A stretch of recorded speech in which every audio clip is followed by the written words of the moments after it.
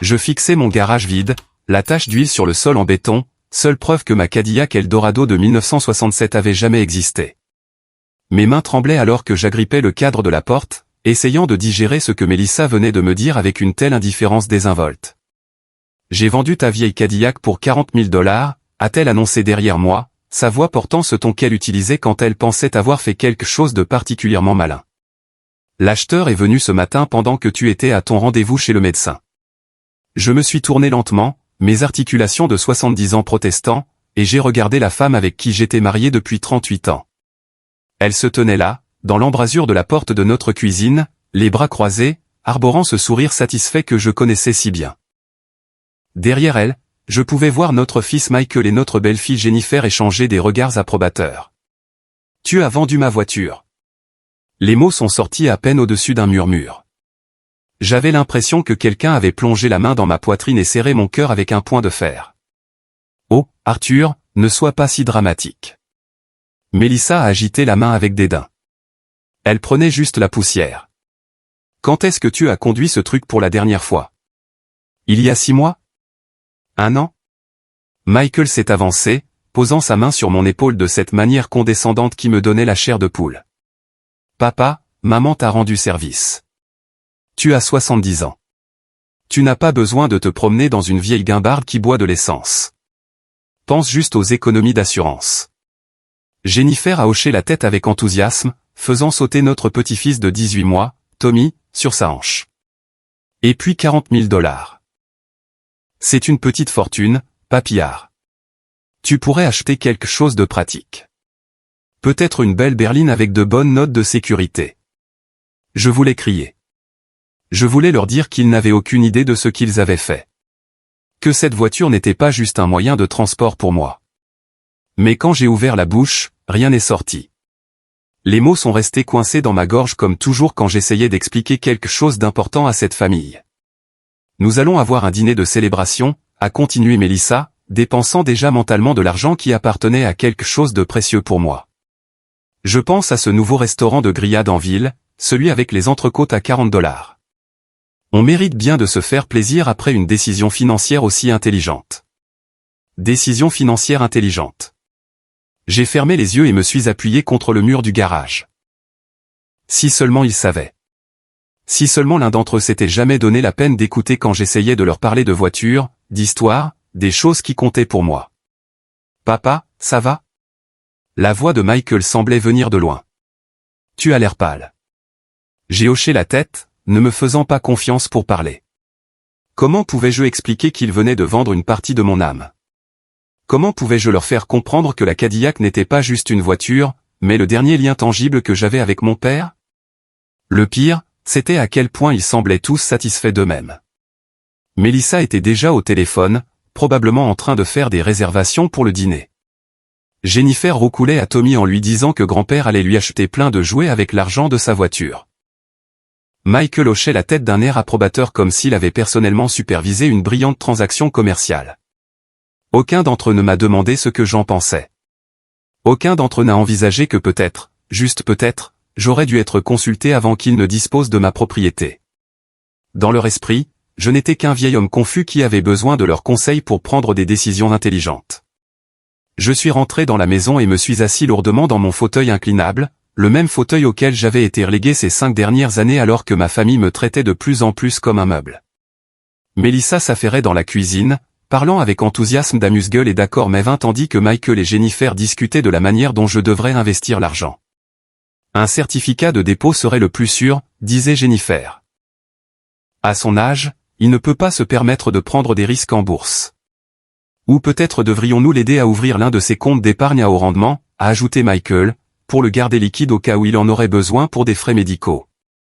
Il parlait de moi comme si je n'étais pas assis à 3 mètres de là, comme si j'étais déjà mort et qu'il se partageait ma succession. L'argent de ma voiture, la voiture de mon père, était devenu leur manne à gérer. J'ai pensé au jour où mon père m'a donné cette Cadillac. J'avais 22 ans, fraîchement diplômé de l'université, sur le point de commencer mon premier vrai travail. Papa l'avait achetée neuve en 1967. Bleu nuit avec un intérieur en cuir blanc, et il avait bichonné cette voiture pendant 15 ans avant de me la transmettre. Prends en soin, Arthur, avait-il dit, passant sa main usée sur le capot immaculé. Elle a du caractère, pas comme ces tas de plastique qu'il fabrique maintenant. J'avais conduit cette voiture pour mon premier travail, pour mon mariage, à l'hôpital quand chacun de mes enfants est né. J'avais passé d'innombrables week-ends dans le garage avec mon père, apprenant à l'entretenir, à apprécier le savoir-faire qui se cachait dans chaque détail. Même après le décès de papa il y a 10 ans, travailler sur cette Cadillac, c'était comme passer du temps avec lui. Mais essayer d'expliquer ça à Mélissa. Essayer de lui dire que certaines choses ont une valeur au-delà de leur prix. J'avais appris depuis longtemps que ma femme voyait tout à travers le prisme de l'utilité immédiate. Si quelque chose ne servait pas un but évident dans sa vie quotidienne, c'était un encombrement à éliminer. Arthur, arrête de bouder. La voix sèche de Mélissa a coupé court à mes souvenirs. On fait quelque chose de bien avec l'argent en famille. N'est-ce pas ça qui compte? Je l'ai regardée. Cette femme qui avait partagé mon lit pendant près de 4 décennies mais qui ne m'avait jamais vraiment connu. Tu aurais dû me demander d'abord. Elle a ri. A vraiment ri. Te demander, chérie? On sait tous les deux que tu aurais dit non. Tu m'aurais donné 100 raisons pour lesquelles cette vieille voiture devait rester dans notre garage pour toujours, prenant de la place qu'on pourrait utiliser pour quelque chose d'utile. Elle m'était utile. Rester là, couverte de poussière, c'est utile? Est intervenue Jennifer. Papillard, tu ne l'as même pas démarré depuis des mois. Ce n'était pas vrai, mais je n'ai pas pris la peine de la corriger. J'avais démarré la Cadillac tous les dimanches matins, comme mon père me l'avait appris. Je la laissais chauffer pendant que je vérifiais les niveaux de liquide et la pression des pneus. Parfois, je la sortais pour un court trajet dans le quartier, sentant la puissance douce de ce moteur V8 de 428 pouces cubes ronronner sous le capot. Mais ils n'ont jamais vu ces dimanches matins. Ils n'ont jamais été témoins de mon rituel hebdomadaire de connexion avec le passé. Dans leur monde, s'ils n'observaient pas quelque chose se produire, cela n'existait tout simplement pas. Mon téléphone a sonné, surprenant tout le monde. L'identification de l'appelant affichait un numéro que je ne reconnaissais pas, mais quelque chose m'a dit de répondre. Est-ce Arthur Stevenson? La voix à l'autre bout du fil semblait frénétique, presque paniquée. Oui, c'est Arthur. Monsieur, c'est Bill Patterson de Patterson Classic Cars. Je dois vous poser une question très importante. M'avez-vous vendu une Cadillac Eldorado de 1967 aujourd'hui? Mon cœur s'est mis à battre la chamade. La pièce est devenue silencieuse alors que ma famille sentait que quelque chose n'allait pas, Ma femme s'est occupée de cette transaction. Monsieur, je dois vous demander de m'écouter très attentivement. La police est ici. Ils posent des questions sur cette voiture, et je dois savoir. Êtes-vous absolument certain d'avoir autorisé cette vente? Le téléphone a glissé de mes doigts tremblants et a retenti sur le sol. Le visage de Mélissa était devenu blanc comme neige. Michael et Jennifer me fixaient avec de grands yeux confus. Depuis le téléphone tombé, je pouvais entendre la voix de Bill Patterson devenir plus urgente. Monsieur Stevenson? Monsieur Stevenson, êtes-vous là? Monsieur, pourquoi la police me pose-t-elle des questions sur des biens volés? Le silence dans notre salon était assourdissant après que j'ai raccroché avec Bill Patterson. Mélissa se tenait figée dans l'embrasure de la cuisine, son visage pâle comme du parchemin. Michael et Jennifer échangeaient des regards inquiets tandis que le bébé Tommy gazouillait sans se soucier de rien dans sa chaise haute. Qu'est-ce qu'il voulait dire par bien volé? La voix de Mélissa s'est brisée, le ton confiant d'auparavant complètement disparu. J'ai ramassé le téléphone là où il était tombé et l'ai posé soigneusement sur la table d'appoint. Mes mains étaient plus stables maintenant, plus stables qu'elles ne l'avaient été depuis des années. Le fait d'entendre cette panique dans la voix de Bill Patterson avait réveillé en moi quelque chose qui dormait depuis bien trop longtemps. Arthur, réponds-moi. Mélissa s'est approchée, ses yeux allant de moi au téléphone. Qu'est-ce qui se passe? Je l'ai regardée un long moment. Cette femme qui venait de vendre 15 ans de souvenirs sans une seconde pensée. Comment expliquer à quelqu'un qui n'a jamais valorisé quoi que ce soit au-delà de son utilité immédiate que certaines possessions portent le poids de vies entières?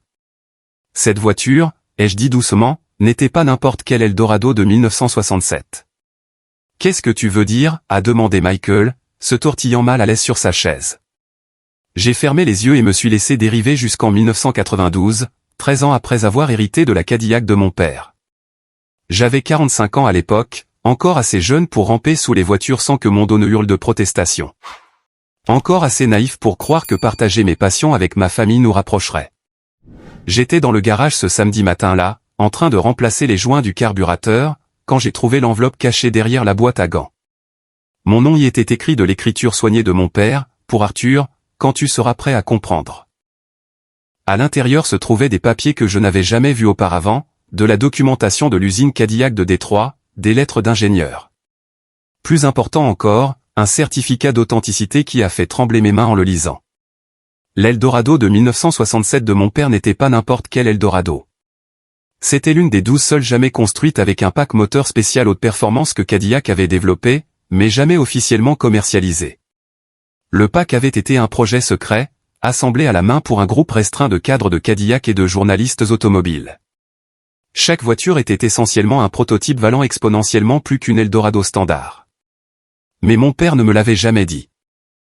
Il avait gardé ce secret jusqu'à sa mort, me laissant le découvrir des années plus tard, quand je serais assez mûr pour gérer la responsabilité qui accompagnait une telle connaissance. Papa. La voix de Michael m'a ramené au présent. Tu nous fais peur. Qu'est-ce que cette voiture a de si spécial? J'ai ouvert les yeux et j'ai regardé mon fils, cet homme de 42 ans qui n'avait jamais montré le moindre intérêt pour quoi que ce soit qui me tenait à cœur. Combien de fois avais-je essayé de partager mes connaissances automobiles avec lui? Combien de samedis matins l'avais-je invité au garage pour qu'il me dise qu'il avait des choses plus importantes à faire? Ton grand-père, ai-je commencé, ma voix se renforçant à chaque mot, était plus qu'un simple mécanicien. C'était ce qu'on appelait un chuchoteur de voiture à son époque. Cadillac le consultait sur des projets spéciaux. Jennifer a ricané. Papy était mécanicien dans un garage local. Je me souviens que tu nous l'as dit. Il l'était, mais il était aussi l'un des spécialistes de moteurs les plus respectés de la côte est. Cadillac l'a fait venir à Détroit 6 fois en 1967 pour travailler sur un projet secret. Les yeux de Mélissa se sont plissés. Tu n'as jamais mentionné ça avant. J'ai essayé. Pendant des années, j'ai essayé de vous parler de l'histoire de la voiture, de ce qui la rendait spéciale. Mais chaque fois que j'abordais le sujet, vous changiez de conversation ou me disiez que j'ennuyais tout le monde avec mes histoires de voiture. La pièce est tombée dans le silence, à l'exception de Tommy qui babillait tout seul. Je pouvais voir le doute sur leur visage, la supposition que j'inventais tout ça pour justifier mon attachement à une vieille voiture. Le moteur de cette Cadillac, ai-je continué, n'était pas le 428 standard. C'était une version modifiée qui produisait 60 chevaux de plus que tout ce que Cadillac vendait officiellement cette année-là. Seules 12 voitures ont été construites avec ce moteur. Comment sais-tu tout ça? A demandé Michael, son scepticisme évident. J'ai souri pour la première fois de la journée. Parce que j'ai passé les 30 dernières années à faire des recherches. Parce que j'ai été en contact avec les autres propriétaires. Parce qu'il y a 3 ans, un collectionneur en Californie m'a offert 250 000 $ pour cette voiture, et j'ai refusé. Le chiffre a frappé la pièce comme un coup physique. Mélissa a même reculé, s'agrippant au cadre de la porte pour se soutenir. 250 000, a-t-elle chuchoté. La dernière qui s'est vendue aux enchères est partie pour 320 000 $. C'était il y a 18 mois. Je me suis levé lentement, mes vieux os craquant, et je me suis dirigé vers la porte du garage. Mais ce n'était pas une question d'argent. Ça ne l'a jamais été. J'ai ouvert la porte et suis entré dans le garage vide, respirant l'odeur persistante d'huile de moteur et de souvenirs. Derrière moi, je pouvais entendre ma famille me suivre, leurs pas hésitants sur le sol en béton. C'est ici que j'ai passé tous les dimanches matins des 10 dernières années, ai-je dit, passant ma main sur l'établi où mes outils étaient encore organisés exactement comme je les avais laissés. Pas parce que je devais le faire, mais parce que je le voulais. Parce que l'entretien de cette voiture, c'était comme entretenir un lien avec mon père. J'ai ouvert un tiroir de l'établi et j'en ai sorti un épais dossier, ses bords usés par des années de manipulation. À l'intérieur se trouvaient des photographies, des documents, de la correspondance avec d'autres collectionneurs et des dossiers d'entretien détaillés remontant à 40 ans. Il a tout gardé, ai-je dit en leur montrant des photos de mon père travaillant sur le moteur de la Cadillac aux côtés d'hommes en uniforme d'ingénieur de Cadillac. Chaque vidange d'huile, chaque réparation, chaque modification, il a tout documenté parce qu'il savait qu'un jour ça compterait. Jennifer a pris l'une des photographies, plissant les yeux devant l'horodatage. Octobre 1967. C'est vraiment papy. C'est lui, travaillant avec l'équipe de Cadillac sur les derniers réglages du moteur avant la livraison, ai-je indiqué, montrant une version plus jeune de mon père, les manches retroussées, le visage intense de concentration. Il était fier de ce travail, mais il ne s'en est jamais vanté. Ce n'était pas son genre. Mélissa feuilletait frénétiquement la documentation, son visage devenant plus pâle à chaque page. « Arthur, pourquoi ne m'as-tu jamais montré ces papiers ?» Je me suis tourné vers elle. Et pour la première fois depuis des années, je n'ai pas essayé d'adoucir mes mots. Parce que tu n'as jamais demandé. Parce que chaque fois que j'ai essayé de parler de la voiture, tu as clairement montré que tu pensais que c'était une perte de temps. Parce que tu as traité mes centres d'intérêt comme des passe-temps stupides qui n'avaient pas d'importance. La vérité flottait dans l'air entre nous comme la fumée d'un feu qui couvait depuis des décennies. Je pouvais voir le moment exact où Mélissa a réalisé ce qu'elle avait fait, où l'ampleur de son erreur a finalement pénétré sa conscience. Mais ce n'est qu'une voiture, a-t-elle dit faiblement, bien que sa voix manque de conviction. Non, ai-je dit fermement. C'est de l'histoire. C'est de l'artisanat. C'est la dernière chose sur laquelle mon père et moi avons travaillé ensemble avant qu'il ne soit trop malade pour venir au garage. J'ai fermé le dossier et l'ai tenu contre ma poitrine. C'est tout ce que tu n'as jamais pris la peine de comprendre à mon sujet. Mon téléphone a de nouveau sonné. Le numéro de Bill Patterson. Cette fois, quand j'ai répondu, sa voix était plus calme mais urgente. « Monsieur Stevenson, je dois vous demander de venir ici immédiatement. La police veut vous parler de la documentation de propriété de ce véhicule. Il y a des irrégularités dont ils ont besoin de discuter. » J'ai regardé Mélissa, dont le visage était passé du pâle au gris. « Quel genre d'irrégularité ? Monsieur, avez-vous personnellement signé le transfert de titre ? Parce que la signature sur ces documents ne correspond pas à la signature sur votre permis de conduire. » Le téléphone a de nouveau glissé de ma main, mais cette fois je l'ai laissé tomber. Derrière moi, j'ai pu entendre la brusque inspiration de Mélissa, le son de quelqu'un qui venait de réaliser que son plan astucieux avait franchi une ligne qu'elle n'avait jamais eu l'intention de franchir. Pour la première fois en 38 ans de mariage, j'ai vraiment vu ma femme clairement. Et ce que j'ai vu, c'était une étrangère qui vivait dans ma maison, prenant des décisions sur ma vie, me traitant comme un obstacle à gérer plutôt qu'un partenaire à respecter. La police arrivait et tout allait changer. Le trajet jusqu'à Patterson Classic Cars m'a semblé être les 20 minutes les plus longues de ma vie.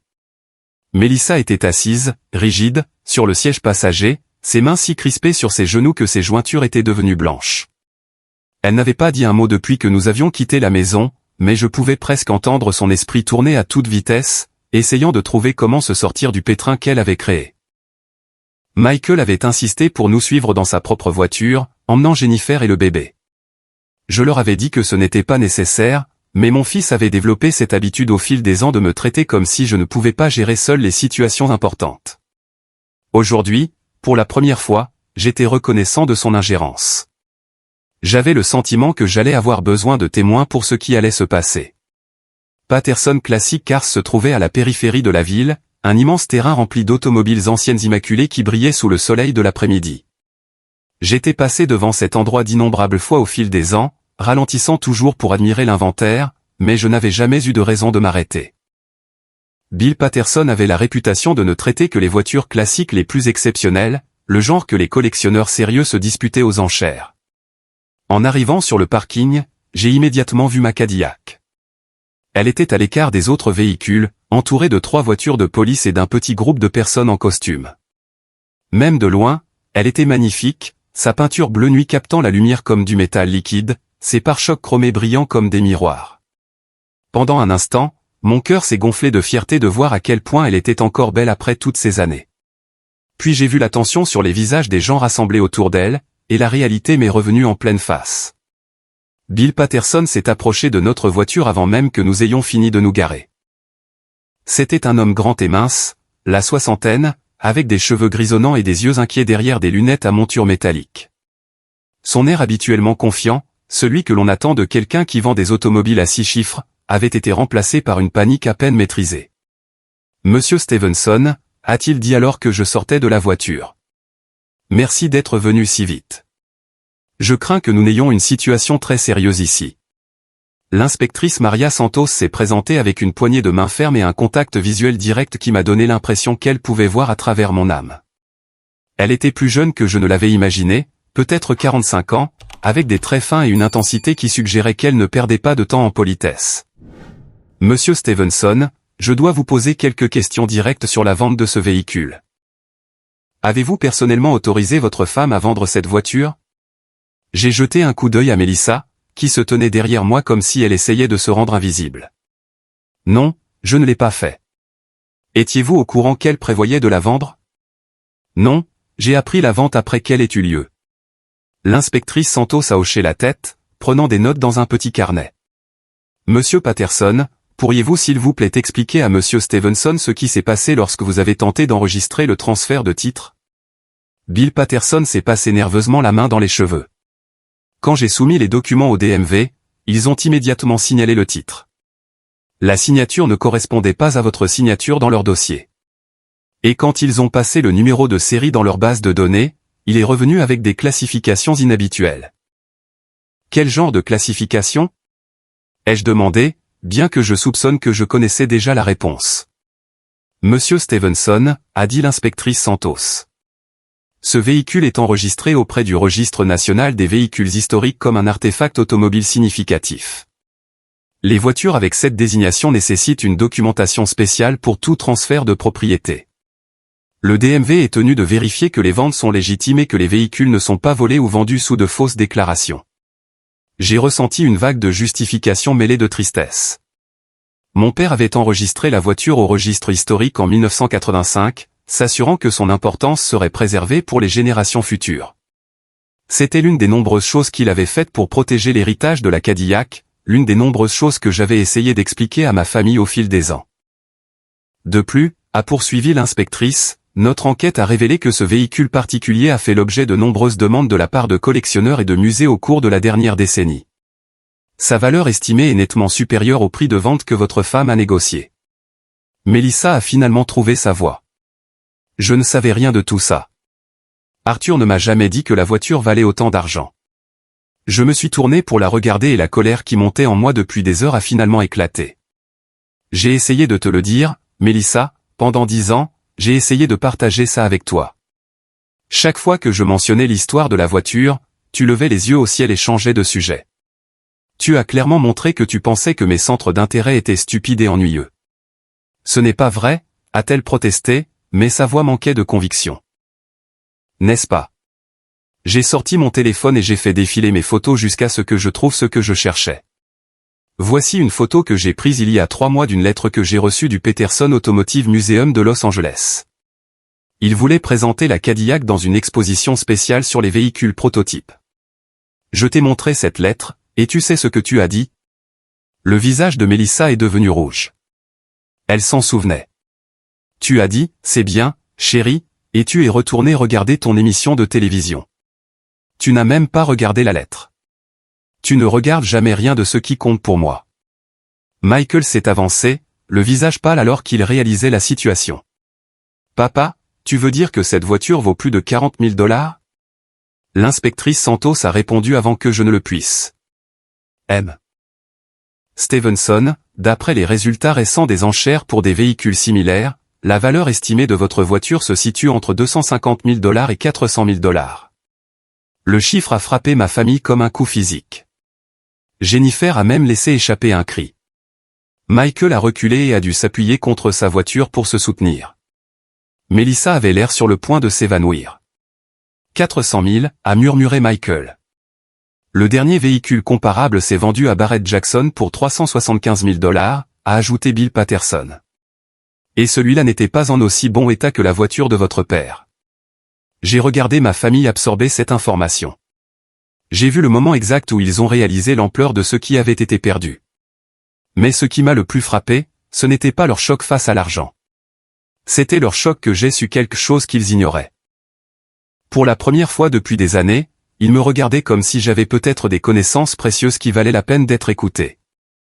Monsieur Stevenson, a dit l'inspectrice Santos, je dois poser quelques questions à votre femme sur la manière dont elle a eu accès aux titres de propriété et aux documents d'immatriculation. Les mains de Melissa se sont mises à trembler. Arthur garde tous les papiers de la voiture dans le tiroir de son bureau. Je les ai juste pris quand j'en avais besoin. Avez-vous tenté de falsifier sa signature sur le transfert de titre? Je pensais. La voix de Mélissa s'est éteinte alors qu'elle réalisait qu'il n'y avait pas de bonne façon de répondre à cette question. Madame, j'ai besoin d'une réponse par oui ou par non. Avez-vous signé le nom de votre mari sur des documents légaux sans sa permission? Mélissa a regardé autour d'elle désespérément, comme si elle cherchait quelqu'un pour la sauver des conséquences de ses actes. Ses yeux se sont posés sur moi, suppliants et paniqués. Pendant 38 ans, j'avais été son filet de sécurité. Chaque fois qu'elle faisait une erreur, chaque fois qu'elle agissait impulsivement, chaque fois qu'elle avait besoin de quelqu'un pour réparer ses dégâts, j'avais été là. J'avais arrangé les choses, trouvé des excuses, couvert son mauvais jugement. Mais debout là, sur ce parking, regardant ma belle Cadillac, entourée de voitures de police, quelque chose de fondamental a changé en moi. Je n'allais pas la sauver cette fois. Je n'allais pas prétendre que ce qu'elle avait fait était acceptable juste pour maintenir la paix dans la famille. Oui, a finalement chuchoté Mélissa. J'ai signé son nom. L'inspectrice Santos a refermé son carnet d'un coup sec. Madame Stevenson, je crains de devoir vous informer que vous pourriez faire face à des accusations de faux et usage de faux et de vol. Vous devrez m'accompagner au poste pour répondre à quelques questions supplémentaires. En regardant ma femme de 38 ans être conduite vers une voiture de police, j'ai ressenti quelque chose que je n'avais pas connu depuis des décennies. La satisfaction de voir la vérité enfin reconnue. Pendant des années, j'avais été méprisé, ignoré, traité comme si mes pensées et mes sentiments n'avaient pas d'importance. Maintenant, soudainement, tout le monde prêtait attention. Bill Patterson s'est approché de moi alors que les voitures de police s'éloignaient. Monsieur Stevenson, je veux que vous sachiez que la vente est évidemment nulle. Votre voiture restera en ma possession jusqu'à ce que cette affaire juridique soit résolue. Mais elle est en sécurité ici. J'ai hoché la tête, regardant la Cadillac une dernière fois. Demain, je la retrouverai là où elle devait être. Mais plus important encore, j'aurais retrouvé quelque chose que j'avais perdu il y a longtemps. Le respect de ma famille. Que je le veuille encore ou non était une toute autre question. La maison me semblait différente quand je suis rentré seul ce soir-là. Mélissa était encore au poste de police, et Michael avait ramené Jennifer et le bébé chez eux, promettant de m'appeler plus tard, après avoir tout digéré. J'ai traversé des pièces qui avaient été remplies de voix et d'activités quelques heures plus tôt, et le silence était à la fois troublant et étrangement paisible. Je me suis préparé un dîner simple, des œufs brouillés et du pain grillé, le genre de repas que Mélissa critiquait toujours comme de la nourriture de célibataire, et je me suis assis à la table de la cuisine avec le dossier de documents sur la Cadillac étalé devant moi. Pour la première fois depuis des années, je pouvais regarder ces papiers sans avoir à expliquer ou justifier leur importance à qui que ce soit. Le téléphone a sonné à 20h30. Le nom de Michael est apparu sur l'écran. « Papa, comment tu tiens le coup ? » « Je vais bien, mon fils. » Et étonnamment, c'était le cas. « Et ta mère ? » Elle est assez secouée. La police l'a relâchée il y a quelques heures, mais elle doit comparaître au tribunal la semaine prochaine. Michael a fait une pause et je l'ai entendu prendre une profonde inspiration. « Papa, je dois te demander quelque chose et je veux que tu sois honnête avec moi. »« D'accord. As-tu vraiment essayé de nous parler de la voiture, de sa valeur ?» Je me suis penché en arrière dans ma chaise, pensant à toutes les conversations que nous n'avions jamais vraiment eues, toutes les fois où j'avais commencé à partager quelque chose d'important pour être ensuite méprisé ou ignoré. Michael, il y a 3 ans à Noël, j'ai descendu un livre sur les prototypes de Cadillac. J'ai passé 20 minutes à te montrer des photos de voitures comme la mienne, à t'expliquer les moteurs spéciaux, les numéros de production limités. Tu te souviens de ce que tu as dit ? Silence à l'autre bout de la ligne. Tu as dit, c'est intéressant, papa. Et puis tu as immédiatement commencé à parler de ta promotion au travail. Tu as toujours fait ça, mon fils. Vous tous. Chaque fois que j'essaie de partager quelque chose qui compte pour moi, vous trouvez un moyen de réorienter la conversation vers quelque chose que vous jugez plus important. Je me souviens de ce Noël. Je pensais que tu me montrais juste de vieilles photos de voitures. Ce n'était pas juste de vieilles photos de voitures. C'était de la documentation sur l'histoire de l'automobile, la preuve de pourquoi ma voiture était spéciale. J'ai sorti un des articles du dossier, un article de Hemming Motor News qui présentait un reportage de 2 pages sur les prototypes d'Eldorado. J'ai essayé de partager cette passion avec toi et ta sœur pendant des décennies, mais aucun de vous n'a jamais voulu écouter. Michael est resté silencieux un long moment. Quand il a repris la parole, sa voix semblait différente, plus petite en quelque sorte. Papa, je commence à réaliser qu'on n'a peut-être pas été très bon pour t'écouter sur beaucoup de choses. Cet aveu flottait entre nous comme un pont qu'aucun de nous n'était tout à fait prêt à traverser. Je voulais lui dire que ce n'était pas grave, que nous pouvions recommencer, que les familles font des erreurs et en tirent des leçons. Mais les mots ne venaient pas. La blessure était trop profonde. S'était accumulée pendant trop d'années. Ta mère a pris ses papiers de mon bureau sans demander, ai-je dit à la place. Elle a falsifié ma signature sur des documents légaux. Elle a vendu quelque chose qui m'appartenait sans que je le sache ou que je sois d'accord. Ce ne sont pas des erreurs, Michael. Ce sont des choix. Je sais, mais papa, c'est la famille. On doit trouver un moyen de surmonter ça. Famille. Le mot qui avait été utilisé pour justifier tant d'années de mépris et de manque de respect. L'excuse qui était censée tout rendre acceptable parce que nous partagions le même nom de famille. Michael, puis-je te demander quelque chose? Quand est-ce que tu m'as appelé pour la dernière fois juste pour parler? Pas parce que tu avais besoin de quelque chose. Pas parce que ta mère t'a dit de prendre de mes nouvelles, mais juste parce que tu voulais entendre ma voix. Le silence s'est étiré si longtemps que j'ai cru qu'il avait raccroché. Je ne me souviens pas, a-t-il finalement admis. Quand est-ce que tu m'as demandé pour la dernière fois ce que je faisais de mes journées, mes centres d'intérêt, mes pensées sur quoi que ce soit qui comptait pour moi? Papa, s'il te plaît, non. Quand est-ce que l'un d'entre vous m'a traité comme une personne digne d'être connue au lieu d'un vieil homme qui devait être géré et protégé de ses propres décisions? J'ai entendu la brusque inspiration de Michael. Ce n'est pas juste. N'est-ce pas? Je me suis levé et je suis allé à la fenêtre de la cuisine, regardant l'allée vide où la Cadillac aurait dû être garée. Depuis 5 ans, vous prenez tous des décisions pour moi. Ce que je devrais conduire, où je devrais vivre, comment je devrais dépenser mon argent, quels passe-temps sont appropriés pour quelqu'un de mon âge. Vous m'avez traité comme si j'étais incompétent, comme si mes 70 ans d'expérience de vie ne comptaient pour rien. On essayait d'aider. Non, Michael, vous essayez de contrôler. Il y a une différence. Le lendemain matin a apporté des visiteurs inattendus. J'étais dans mon atelier du garage, en train d'organiser mes outils et d'essayer de restaurer un semblant de normalité dans ma routine, quand j'ai entendu des voitures arriver dans l'allée. Par la fenêtre, j'ai pu voir 2 véhicules que je ne reconnaissais pas, une BMW argentée et un pick-up rouge. La sonnette a retenti et je l'ai ouverte pour trouver 3 personnes que je n'avais jamais rencontrées. Un homme âgé avec une barbe soigneusement taillée, une femme d'âge mûr aux yeux intelligents, et un homme plus jeune qui ressemblait à un mécanicien d'après ses vêtements de travail. Monsieur Stevenson, a demandé l'homme plus âgé. Je suis Robert Chen. Je crois comprendre que vous possédez un prototype d'Eldorado de 1967. Je suis désolé, comment avez-vous? Les nouvelles vont vite dans le milieu des collectionneurs de voitures, a dit la femme en tendant la main. Je suis le docteur Sarah Martinez de la Fondation du patrimoine automobile. Voici Tommy Ritchie, l'un des meilleurs spécialistes de la restauration de la côte est. Robert Chen a souri d'un air désolé. M. Stevenson, j'espère que vous ne nous en voudrez pas de cette intrusion, mais quand nous avons entendu que votre voiture était apparue à la vente, nous devions vous contacter. Je cherche l'un de ces prototypes depuis 15 ans. Vous en cherchez un? J'en possède 2 des 11 autres, a-t-il expliqué. J'essaie de documenter l'histoire des 12 voitures pour un livre que j'écris sur les projets secrets de Cadillac. Votre voiture est l'exemple le plus complet que nous ayons trouvé. Le docteur Martinez a sorti une tablette et m'a montré des photos de voitures classiques magnifiquement restaurées dans des musées.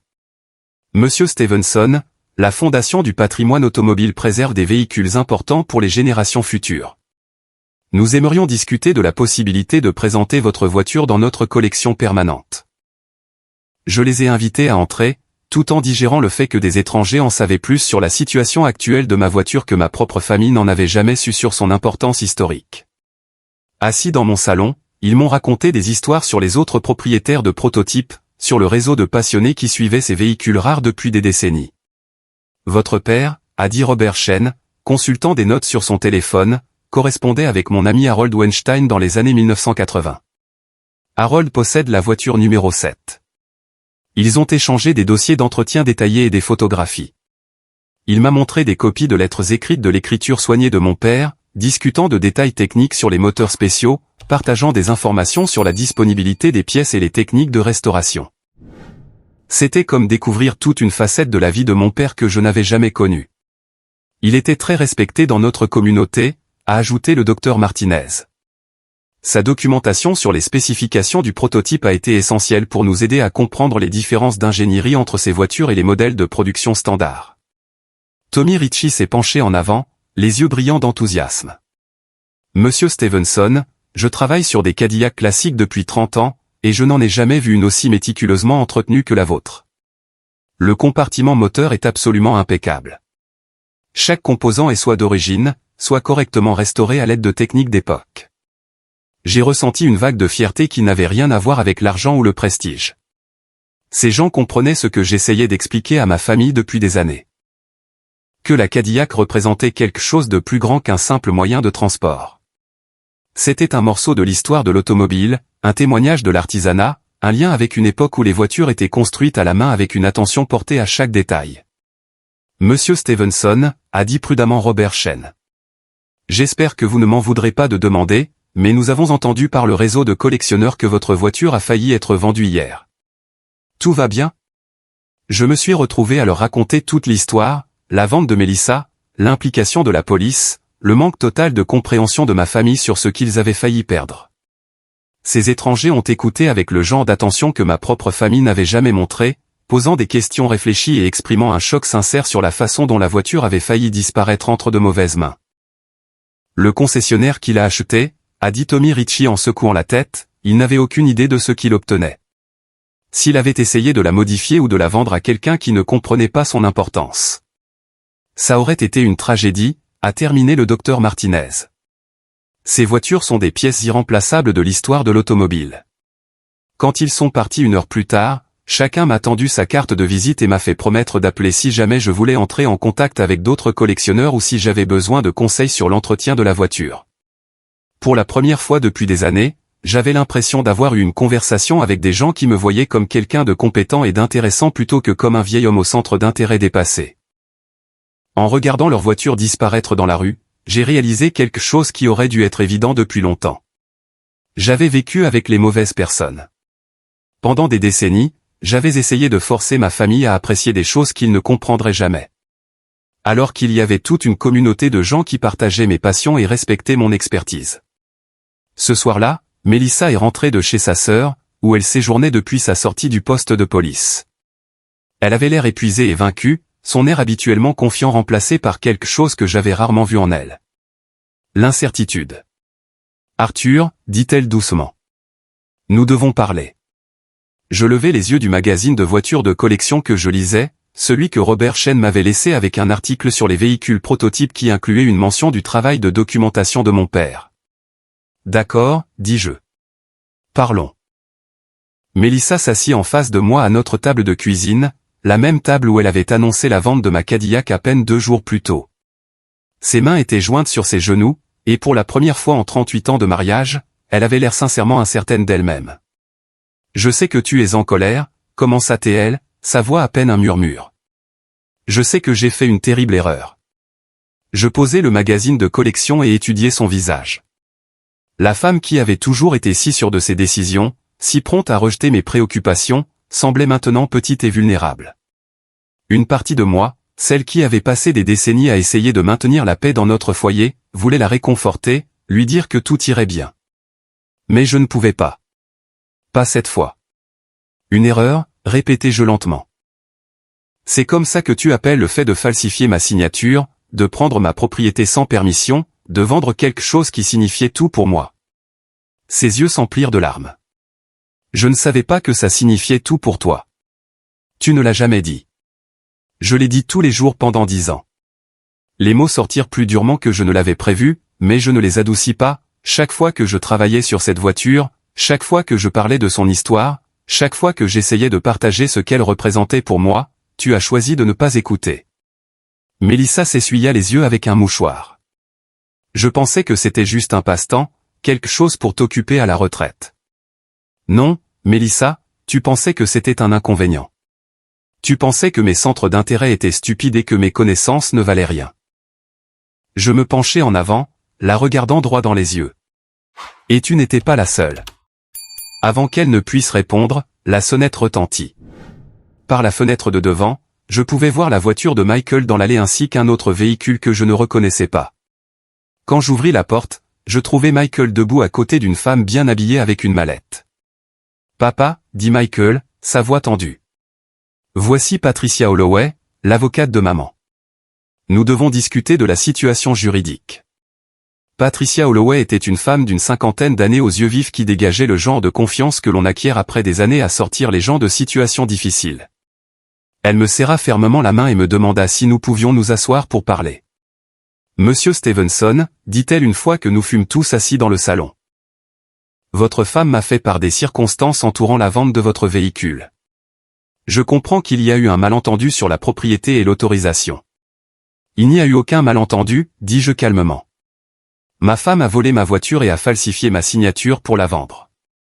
Ce sont des faits, pas des malentendus. » Les sourcils de Patricia se haussèrent légèrement. « Monsieur Stevenson, je pense que nous pouvons résoudre cette affaire sans impliquer le système de justice pénale. Votre femme a commis une erreur de jugement, mais ses intentions n'étaient pas malveillantes. Elle croyait sincèrement aider en liquidant un actif qui semblait inutilisé. Je faillis rire du langage juridique prudent qu'elle utilisait pour décrire le vol et le faux. Mademoiselle Holloway, savez-vous combien vaut cette voiture? Je comprends qu'elle a plus de valeur qu'on ne le pensait initialement. Oui, entre 250 000 et 400 000 $. Ma femme a liquidé un actif d'une valeur supérieure à celle de notre maison sans prendre la peine de savoir ce qu'il valait réellement. Michael se tortilla sur sa chaise. Papa, on a tous fait des suppositions. On aurait dû poser plus de questions. Vous auriez dû écouter les réponses que je vous donnais depuis des années. Patricia ouvrit sa mallette et en sortit plusieurs documents. Monsieur Stevenson, j'ai préparé des documents qui pourraient aider à résoudre cette situation à l'amiable. Si vous êtes prêt à signer une déclaration indiquant qu'il s'agissait d'un malentendu familial plutôt que d'un vol intentionnel, le procureur pourrait être disposé à abandonner les charges contre votre femme.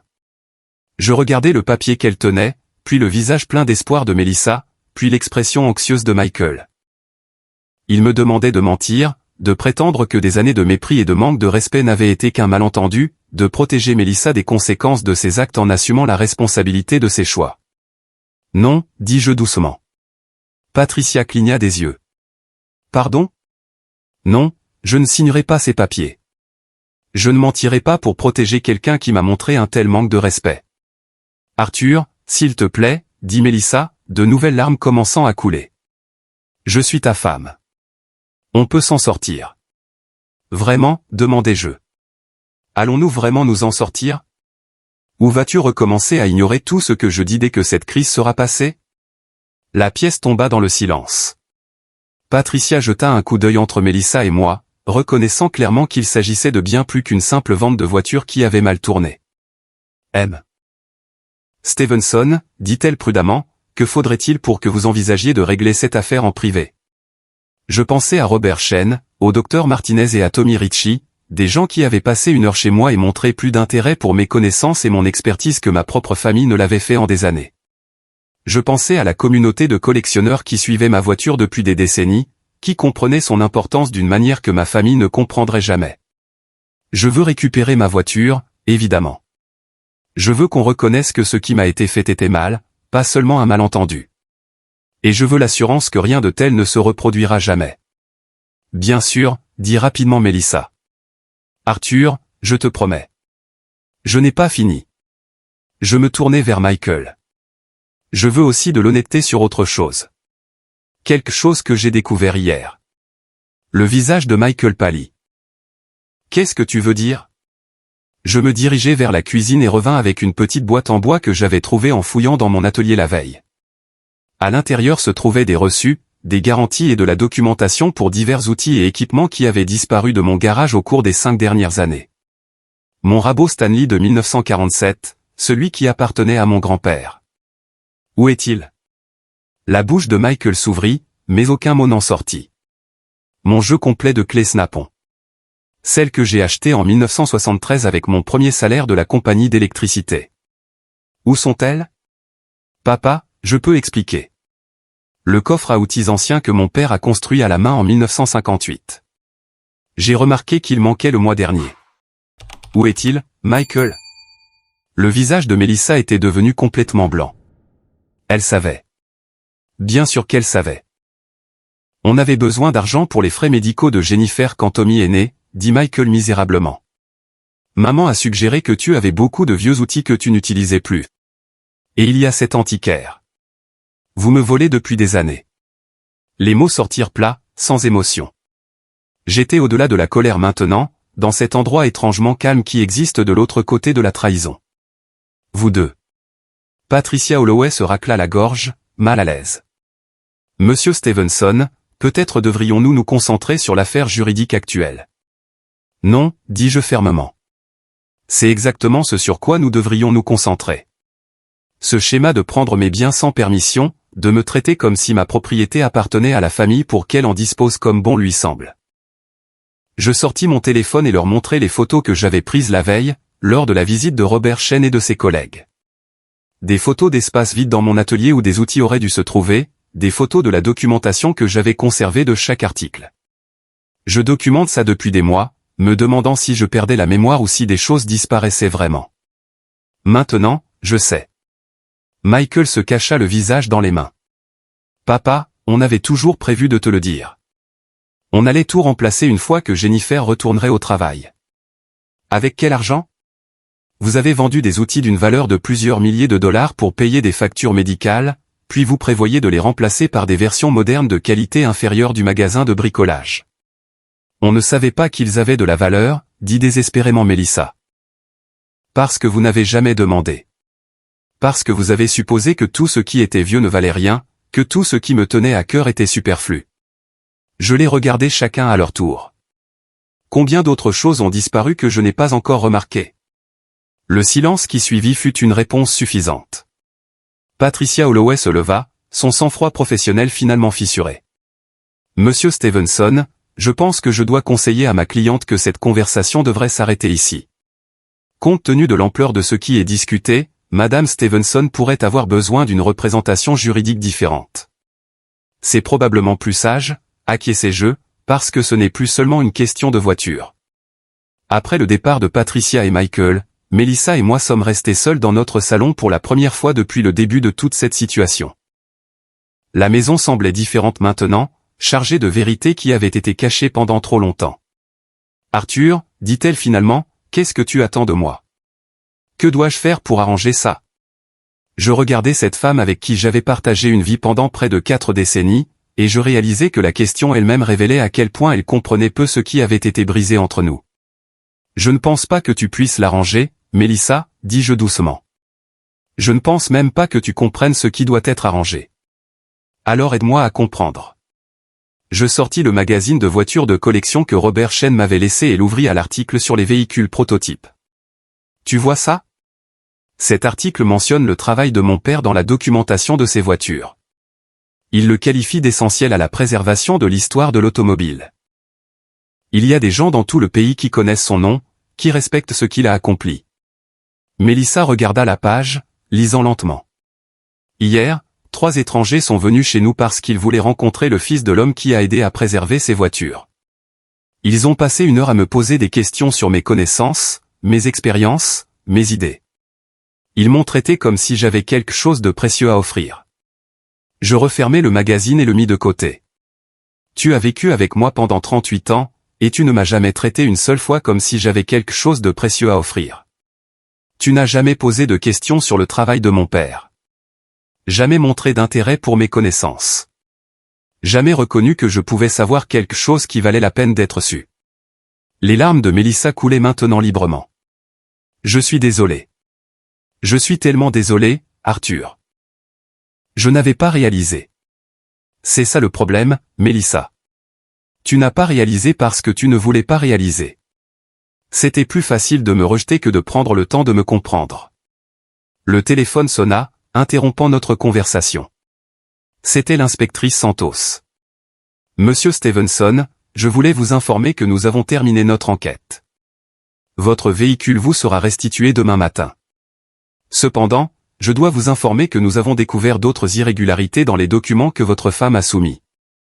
Nous pourrions avoir besoin d'étendre notre enquête au-delà de ce simple incident. Je regardai le visage affligé de Mélissa et pris une décision qui me surprit même moi. Inspectrice Santos, j'apprécie votre rigueur, mais je pense qu'un seul cas est suffisant. Ma femme comprend la gravité de ce qu'elle a fait. Je ne pense pas que nous ayons besoin de compliquer davantage les choses. Après avoir raccroché, Mélissa me regarda, choquée. Pourquoi as-tu fait ça? Tu aurais pu. Parce que, dis-je en me levant et en me dirigeant vers le garage, la vengeance ne m'intéresse pas. C'est le respect qui m'intéresse. Et le respect ne peut être forcé ou légiféré. Il doit se mériter. Je fis une pause à la porte du garage et la regardai une dernière fois. La question maintenant est de savoir si tu penses que je vaux l'effort de le mériter. 3 mois plus tard, je me tenais dans mon nouveau garage, regardant la lumière du soleil matinal entrer par les fenêtres et illuminer ma Cadillac Eldorado de 1967. Elle était magnifique dans sa nouvelle maison, une modeste maison de 2 chambres à la périphérie de la ville que j'avais achetée avec l'argent de la vente de la moitié de ma collection d'outils à des collectionneurs sérieux qui appréciaient leur valeur historique. La décision de quitter Mélissa n'avait pas été dramatique ou colérique. Elle avait été calme, méthodique et étonnamment paisible. Après 38 ans à essayer de faire entrer un carré dans un rond, j'avais simplement cessé d'essayer. Les papiers du divorce avaient été signés il y a 6 semaines.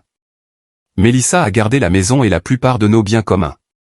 J'ai gardé ma voiture, mes outils restants, et quelque chose de bien plus précieux, ma dignité. Mon téléphone a vibré avec un texto de Robert Chen.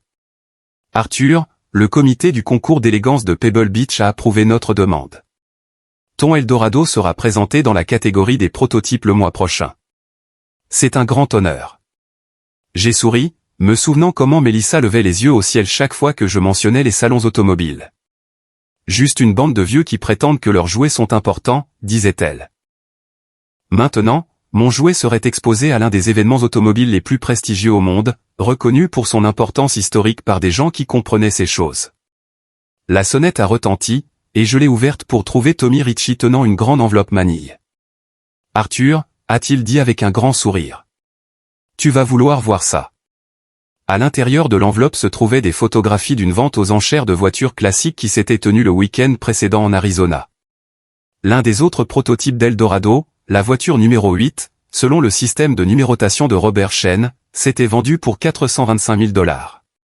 La tienne est en meilleur état que celle-là, a dit Tommy, s'installant dans le fauteuil confortable que j'avais placé dans le garage pour les visiteurs.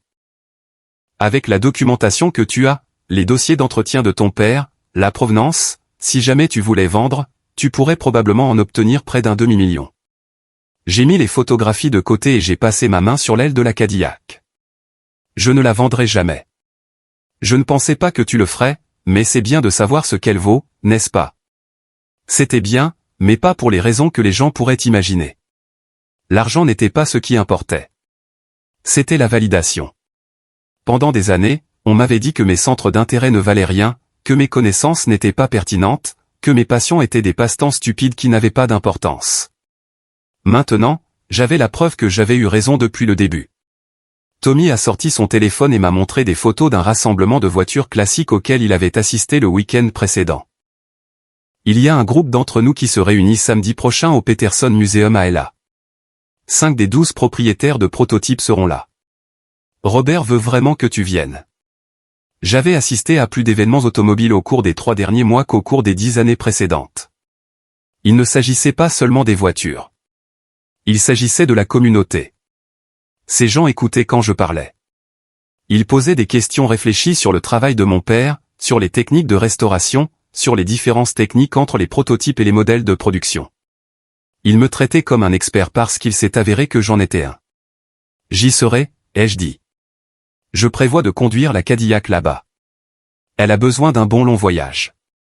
Après le départ de Tommy, j'ai passé l'après-midi dans mon garage, ne travaillant sur rien de particulier, profitant simplement de la paix de mon nouvel espace.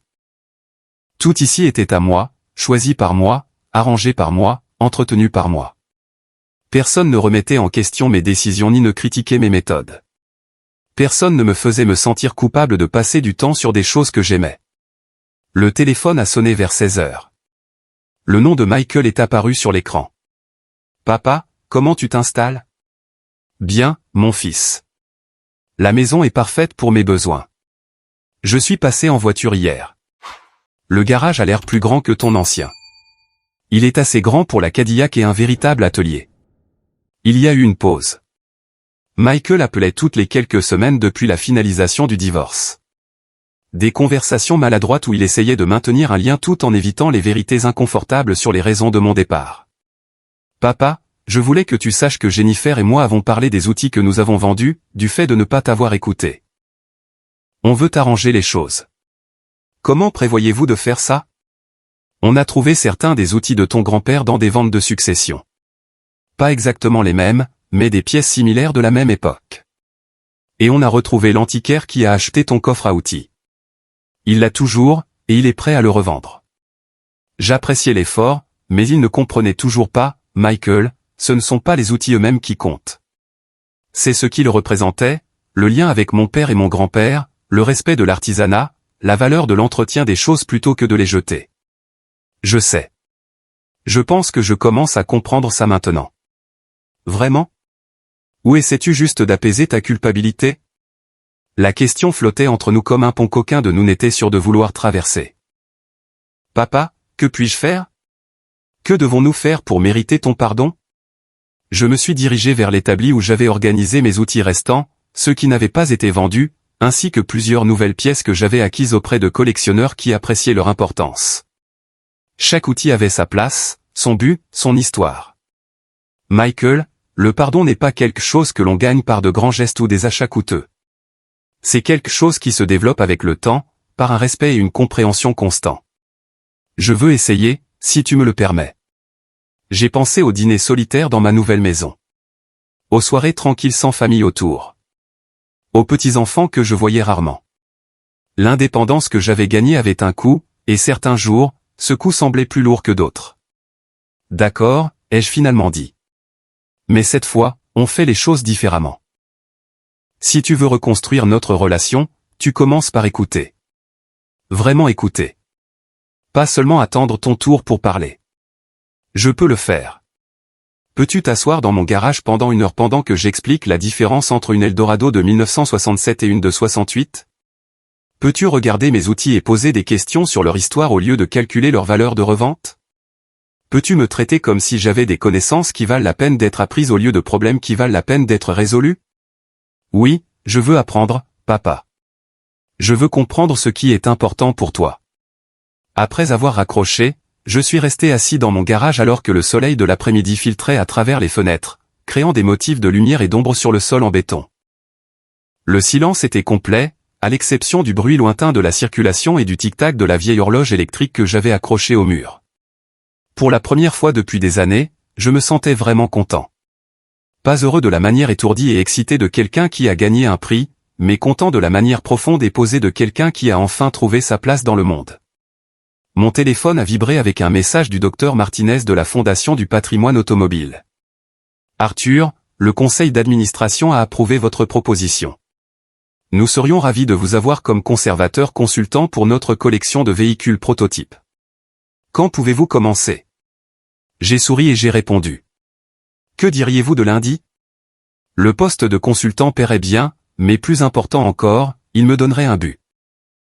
Je travaillerai avec des gens qui appréciaient mon expertise, documentant l'histoire de véhicules importants, aidant à préserver le patrimoine automobile pour les générations futures. C'était exactement le genre de travail que mon père aurait été fier de me voir faire. Alors que le soleil commençait à se coucher, j'ai démarré le moteur de la Cadillac et les sorties du garage. Le V8 de 428 pouces cubes a grondé, prenant vie avec le son profond et satisfait d'une mécanique bien entretenue. J'ai conduit lentement dans mon nouveau quartier, les fenêtres baissées, sentant la puissance douce que mon père et ses collègues avaient intégrée à cette machine remarquable. À un feu rouge, un jeune homme dans la voiture à côté de moi a baissé sa vitre et a crié « Belle voiture, monsieur !» De quelle année est-elle? 1967, ai-je répondu. L'une des 12 seules jamais construites comme ça. Ses yeux se sont écarquillés d'intérêt. Vraiment? C'est incroyable. J'adorerais en savoir plus un de ces jours. Passé à mon garage un samedi matin, ai-je dit en lui tendant l'une des cartes de visite que j'avais fait imprimer pour mon travail de consultant. Je serais heureux de vous raconter toute l'histoire. En rentrant chez moi, j'ai réalisé que c'était ce que je cherchais depuis le début. Pas seulement des gens qui m'écouteraient, mais des gens qui voulaient écouter. Des gens qui voyaient de la valeur dans la connaissance et respectaient le temps qu'il fallait pour développer une expertise. Je suis retourné dans mon garage et je suis resté un moment avec le moteur en marche, savourant le son et la sensation de la voiture autour de moi. Demain, je conduirai à Los Angeles pour le rassemblement de voitures. La semaine prochaine, je commencerai mon nouveau travail à la Fondation du patrimoine. Le mois prochain, la Cadillac serait exposée à Pebble Beach, appréciée par des milliers de personnes qui comprenaient l'histoire de l'automobile. Mais ce soir, j'étais simplement un homme de 70 ans assis dans son garage avec la voiture de son père, enfin en paix avec les choix qu'il avait faits. J'ai coupé le moteur et je suis resté assis dans le silence soudain, entouré d'outils qui m'appartenaient, dans un espace qui était vraiment le mien, avec un avenir que je définirais selon mes propres termes. Pour la première fois depuis des décennies, je n'attendais pas l'approbation ou la permission de quelqu'un d'autre. J'étais libre.